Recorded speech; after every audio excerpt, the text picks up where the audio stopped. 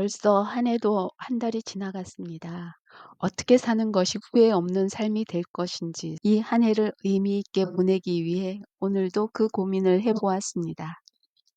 우리는 종종 이렇게 말합니다. 조금만 더 있으면 괜찮아질 거야 라고 말입니다. 조금만 더 가지면, 조금만 더 성공하면, 조금만 더 위에 올라가면 그때는 마음이 편안해질 거라고 믿습니다. 하지만 살아온 시간이 길어질수록 이 말이 얼마나 자주 우리를 속여왔는지를 알게 됩니다. 그래서요, 오늘은 후회 없는 삶을 위해 지금 당장 끊어야 할 생각들에 대해서 얘기해 보려고 합니다. 요즘 뉴스를 보다 보면 비슷한 장면이 많이 뉴스에 나오고 있습니다. 사회적으로 높은 자리에 있는 사람들이 이미 충분히 많은 것을 가졌음에도 불구하고 더 많은 것을 얻기 위해 불법을 저지르는 그런 모습들과 그에 관한 사건들입니다. 예를 들어볼게요. 아마 뉴스에서 많이 들으셨을 겁니다.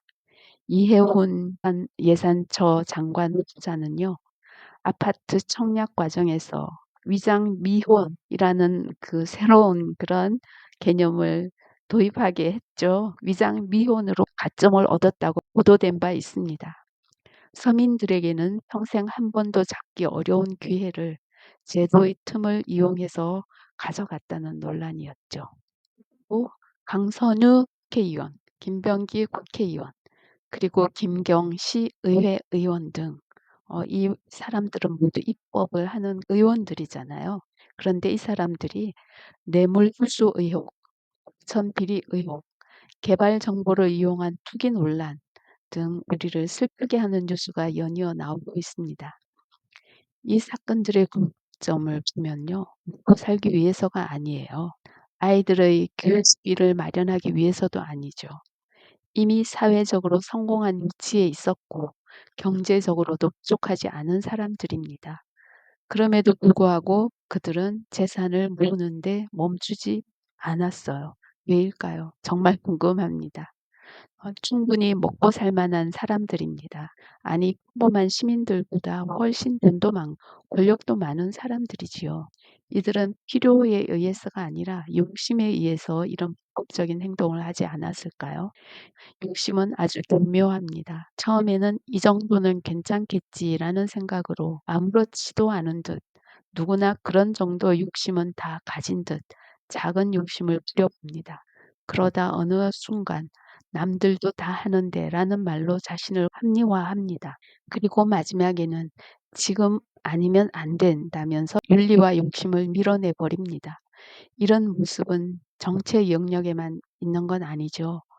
우리가 흔히 볼 수 있습니다. 문화산업에서도 노동 현장에서도 비슷한 그런 사건들을 우리는 반복해서 봅니다. 많은 분들이 기억하고 계실 겁니다. 검정 고무신의 작가가 창작물에 대한 권리를 충분히 보장받지 못한 채 출판 구조 속에서 얼마나 큰 고통을 겪었는지를요.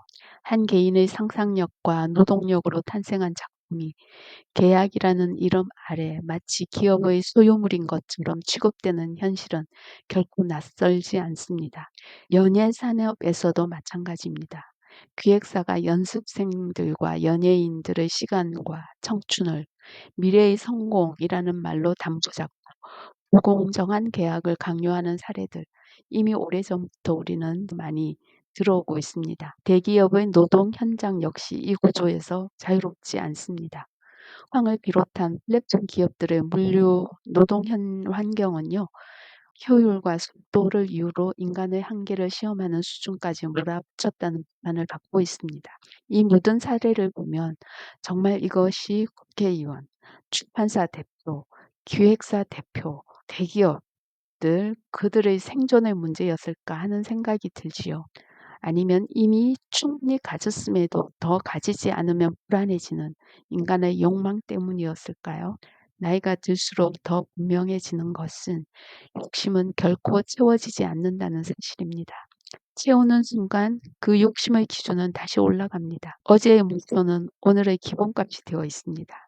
그래서 어느 순간 깨닫게 됩니다. 인간의 욕심은 결국 허망한 것이라는 사실을 말입니다. 부자에 대한 기준을 다시 생각해 볼 때입니다. 우리는 너무 오랫동안 부자를 얼마나 많이 가졌는가로 정의해 왔습니다.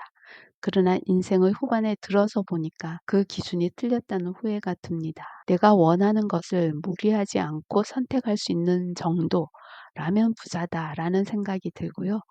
시간을 쓰고 싶을 때 쓸 수 있고 사람을 만나고 싶을 때 만날 수 있으며 가고 싶을 때 갈 수 있는, 그리고 원하지 않는 일 앞에서는 내가 하지 않을 수 있는 자유, 그것이 진짜 부유함이 아닐까 하는 생각이 드네요. 이 기준은 사람마다 다를 수밖에 없습니다. 그래서 진짜 부자의 기준은 남과의 비교가 아니라 자기 내부에 있어야 한다는 생각이 드네요. 에리 프롬의 소유냐 존재냐라는 책에서 현대사회의 많은 경우는 존재가 아니라 소유에 집착하는 데서 비롯된다고 말하고 있습니다. 얼마나 가졌는가, 얼마나 쌓아두었는가로 자기의 가치를 판단하는 순간 인간은 끝없는 결핍 상태로 들어간다는 것이죠. 반대로 존재의 방식으로 사는 사람은 지금 이 순간의 삶을 경험하고 관계 속에서 의미를 느끼며 자기 자신과의 일치를 중요하게 여깁니다. 이 관점에서 보면 앞서 열거한 많은 그런 사회적 사건들은 단순한 범죄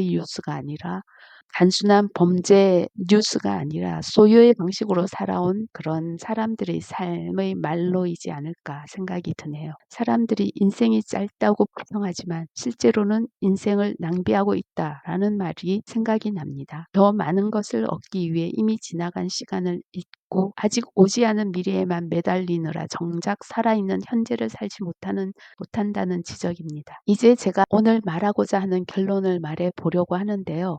후회 없는 삶을 살기 위해 지금 당장 끊어야 할 것은 남보다 더 가져야 안전하다는 생각, 지금 멈추면 뒤처진다는 생각, 이 정도 욕심은 괜찮다는 자기 합리화, 이런 생각들에서 벗어나야 합니다.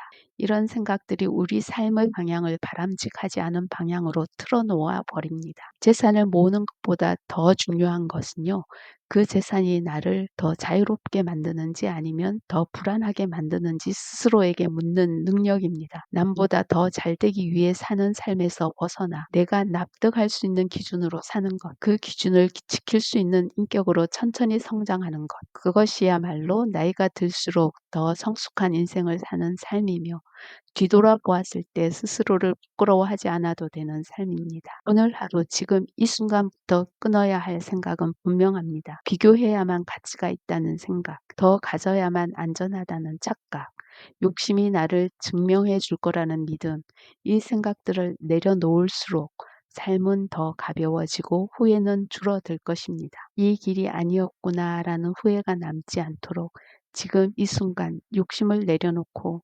당신만의 진정한 삶을 살아가시기 바랍니다.